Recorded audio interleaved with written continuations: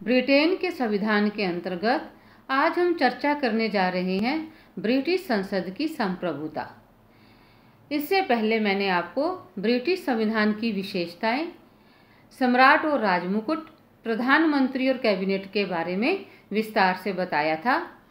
और अब हम चर्चा करेंगे ब्रिटिश संसद के बारे में।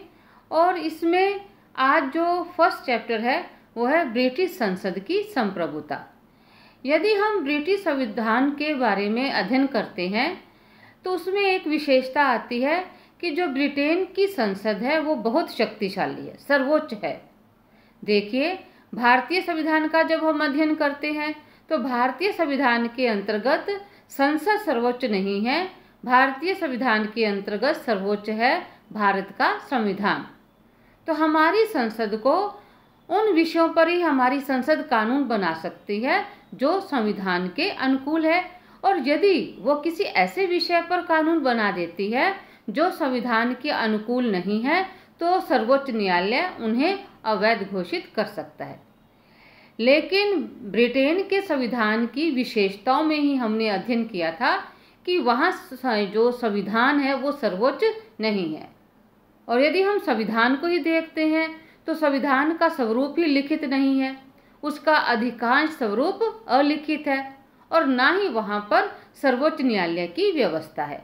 तो वहाँ सर्वोच्च क्या है? संसद है। तो संसद के बारे में क्या कहा जाता है कि जो ब्रिटेन की संसद है वो संप्रभु है। तो आज इसी विषय पर हम विस्तार से चर्चा करेंगे। देखिए, इसमें सबसे पहले डाइसी की परिभाषा आती है। डाइसी ने कहा है कि वैधानिक दृष्टि से संसद की प्रभुसत्ता हमारी राजनीतिक व्यवस्था की एक प्रमुख विशेषता है। जैसा मैंने अभी आपको बताया था कि ब्रिटिश संविधान की एक प्रमुख विशेषता है कि वहाँ की जो संसद है वो सर्वोच्च है। तो इसमें जो प्रमुख बिंदु जिस पर हम अभी चर्चा करने जा रहे हैं वो यह है कि जो ब्रिटिश संसद है उसकी कानून निर्माण की जो शक्ति है वो कानून निर्माण की सामान्य प्रक्रिया के आधार पर ही सभी विषयों के संबंध में कानून का निर्माण कर सकती है। और उसके द्वारा निर्मित कानून को किसी भी न्यायालय या किसी भी संस्था के द्वारा चुनौती नहीं दी जा सकती। अर्थात वो यदि देखिए, संसद का कार्य है देश के लिए कानून का निर्माण करना। और ब्रिटेन की संसद है, यदि वो किसी भी विषय पर कानून बना देती है तो उसमें यह नहीं है देखा जाता कि वो संविधान की भावना के अनुकूल है या नहीं है। किसी भी विषय पर यदि उसने कानून बना दिया है तो उस कानून को हम चुनौती नहीं दे सकते। सैद्धांतिक दृष्टि से कानून निर्माण के क्षेत्र में ब्रिटिश संसद को प्राप्त इस असीमित शक्ति को ही संसद की संप्रभुता कहा जाता है। देखिए, संप्रभुता से क्या अभिप्राय आता है कि वो सर्वोच्च है, उससे ऊपर कोई भी संस्था या न्यायालय नहीं है। और ब्रिटेन की संसद के बारे में हम कह सकते हैं कि ब्रिटेन की संसद सर्वोच्च है। इसमें एक बार फिर मैं डाइसी की परिभाषा को यहाँ बताना चाहूँगी। उसने कहा था कि जो ब्रिटिश संसद है वो वैधानिक दृष्टि से इतनी शक्तिशाली है कि वो एक शिशु को प्रौढ़ करार दे सकती है। अर्थात वो किसी भी बच्चे को कह सकती है कि ये बच्चा नहीं, ये वृद्ध है, बूढ़ा आदमी है।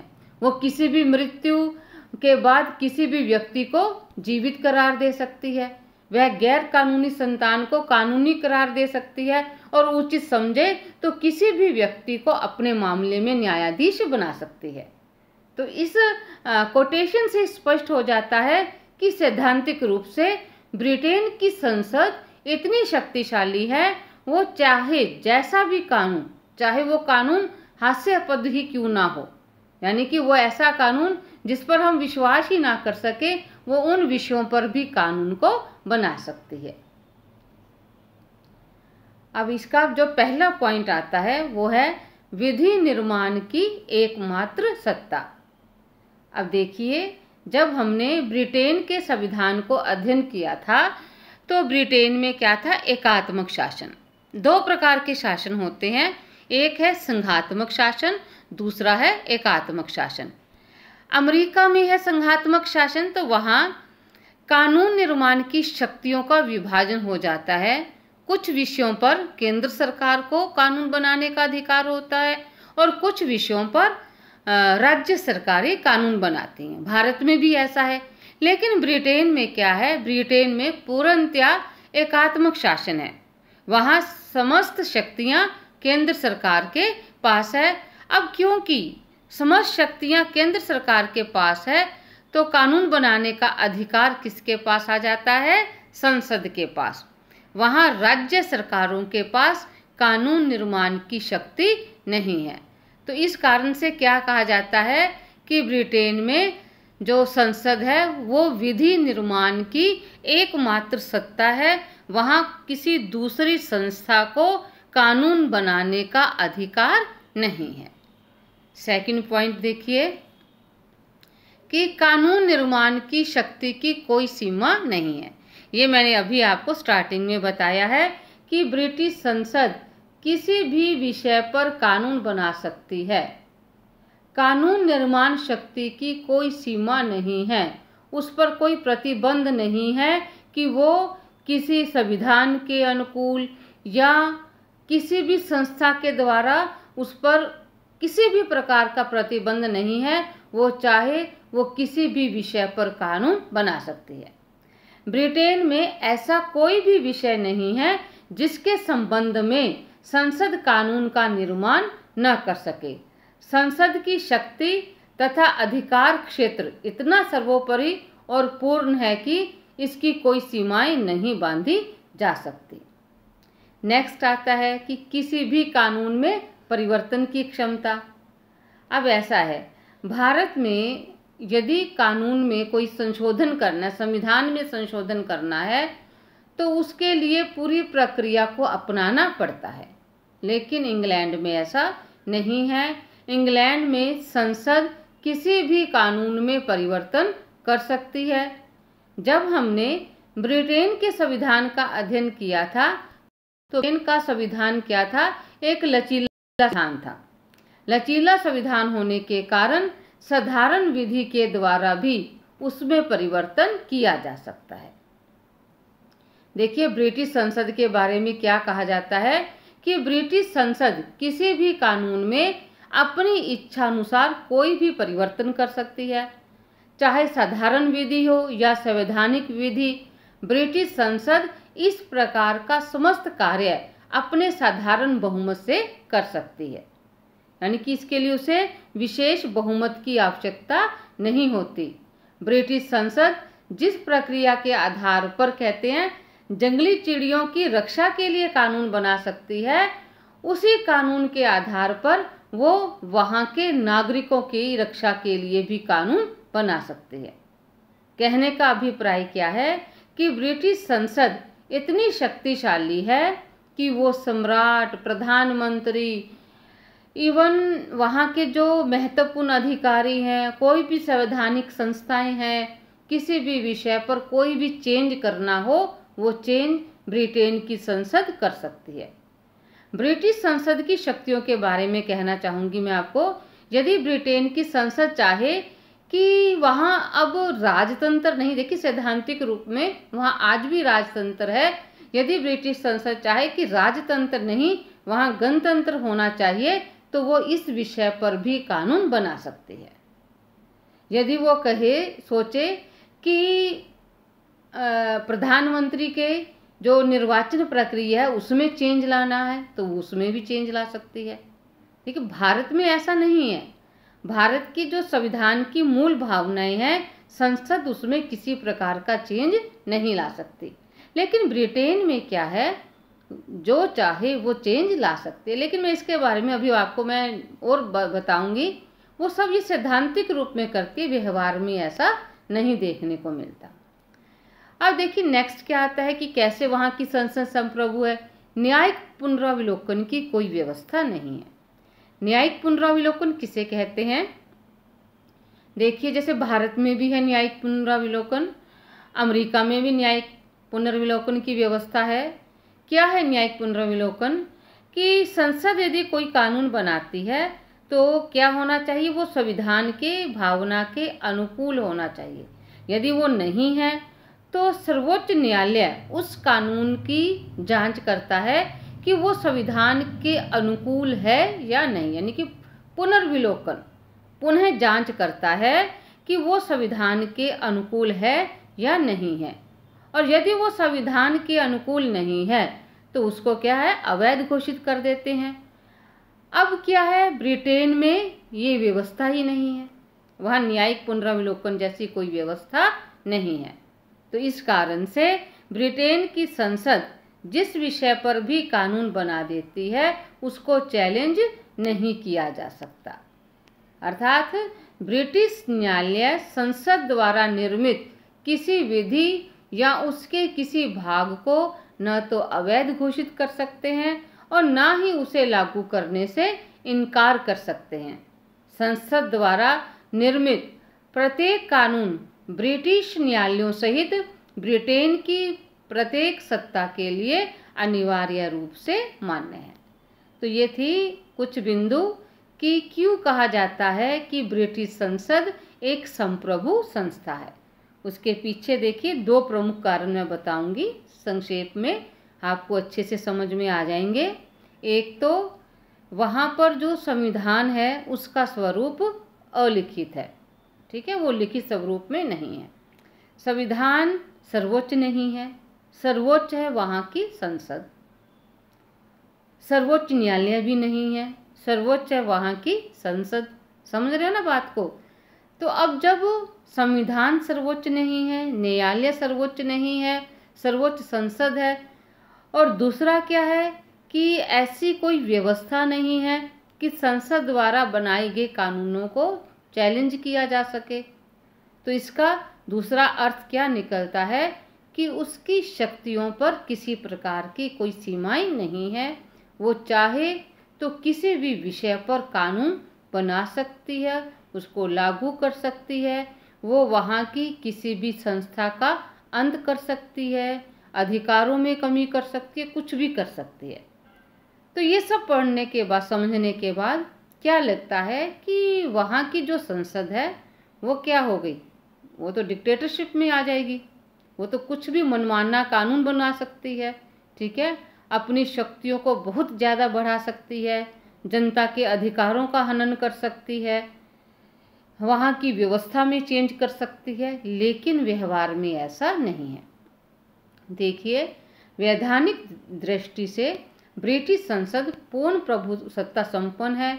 उसके द्वारा किसी भी प्रकार के कानून का निर्माण किया जा सकता है, किंतु प्रत्येक वैधानिक तथ्य राजनीतिक सत्य नहीं होता। और वैसे भी हमने ब्रिटिश संविधान की विशेषताओं में अध्ययन किया था कि जो ब्रिटेन का संविधान है जैसा दिखाई देता है वैसा है नहीं। जो हम पढ़ते हैं वो बात आ जाती है कि सैद्धांतिक रूप में है, व्यवहारिक रूप में नहीं है। व्यवहार में संसद की प्रभुसत्ता पर अनेक प्रतिबंध हैं जिनको हम इन बिंदुओं के माध्यम से समझ सकते हैं। पहला है जनमत। देखिए, वहाँ की जो संसद है उसके 2 सदन हैं, एक है कॉमन सभा, दूसरा है लोकसभा। तो जो लोकसभा है उसकी जो शक्तियाँ हैं वो 1911 और 1949 के अधिनियम द्वारा बिल्कुल सीमित कर दी गई हैं। वो एक नाम मात्र का सदन रह गया है। वास्तविक शक्तियाँ लोक सदन के पास है।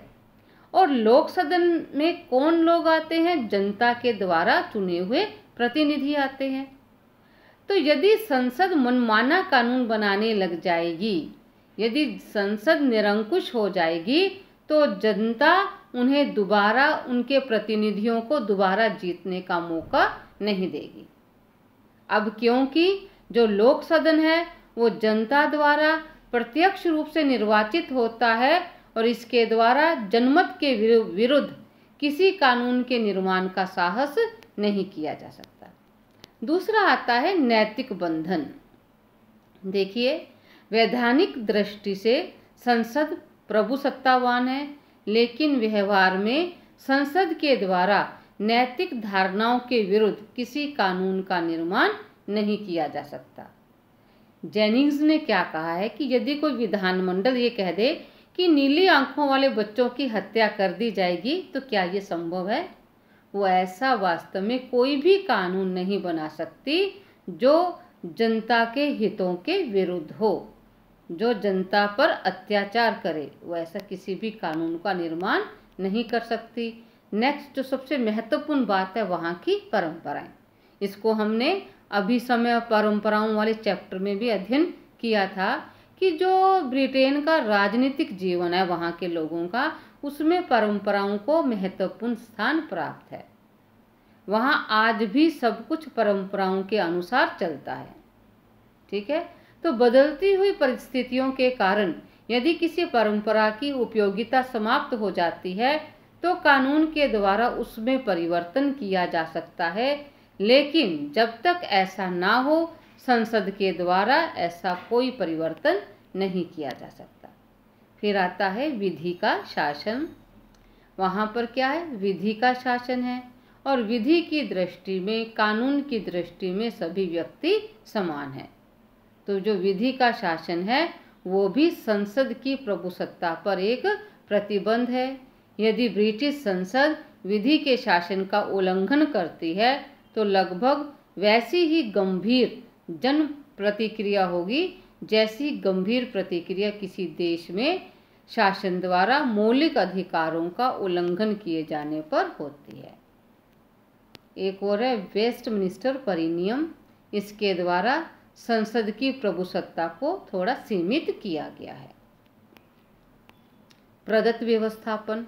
प्रदत्त व्यवस्थापन क्या है कि जो देश के महत्वपूर्ण विषय हैं उन विषयों पर कानून निर्माण का अधिकार प्रशासन को दे दिया जाता है, या हम कहेंगे नौकरशाही के द्वारा देश के लिए महत्वपूर्ण कानूनों का निर्माण किया जाता है। देखिए, जो कानून निर्माण की प्रक्रिया है वो जटिल प्रक्रिया है और व्यवहार में संसद के जो प्रतिनिधि होते हैं उन्हें उन नियमों का उतना ज्ञान नहीं होता जितना ज्ञान वहाँ के प्रशासनिक अधिकारियों को होता है। तो संसद क्या करती है? संसद कानून की केवल मोटी रूपरेखा निर्धारित करती है और विभिन्न नियम और उपनियम बनाने का कार्य प्रशासनिक विभागों को सौंप दिया जाता है और इसे कहते हैं प्रदत्त व्यवस्थापन। अंतर्राष्ट्रीय कानून और संगठन। देखिए, प्रत्येक देश अंतर्राष्ट्रीय कानूनों की पालना करता है। वो ऐसा कोई भी निरंकुश कानून नहीं बना सकता जिससे वहाँ के जनता के मौलिक अधिकारों का हनन होता हो, लोकतंत्र को चोट पहुँचती हो। तो ब्रिटेन की संसद भी अंतर्राष्ट्रीय कानूनों की पालना करती है। तो इस प्रकार हम कह सकते हैं कि यद्यपि सैद्धांतिक रूप में ब्रिटेन की संसद संप्रभु है, ब्रिटेन की संसद चाहे जैसा वैसा कानून बना सकती है, पर इसका अर्थ है कि वह कैसी भी विधि बनाए उसके द्वारा निर्मित विधि कैबिनेट में किसी भी न्यायालय या न्यायिक प्राधिकारी के समक्ष किसी भी आधार पर उनको चुनौती तो नहीं दी जा सकती, लेकिन वो विधि जनता के हितों के अनुकूल बनाएगी। वो किसी निरंकुश कानून का निर्माण नहीं करेगी। धन्यवाद। देखिए, अब हम नेक्स्ट लेक्चर में ब्रिटिश संसद के बारे में विस्तार से अध्ययन करेंगे। मैं एक बार फिर आपसे कहना चाहूँगी कि जो चैप्टर्स हम कर चुके हैं उनको आप ध्यानपूर्वक समझने का प्रयास करें और कहीं भी कोई प्रॉब्लम आ रही है तो आप डिस्कस कर सकते हैं। धन्यवाद।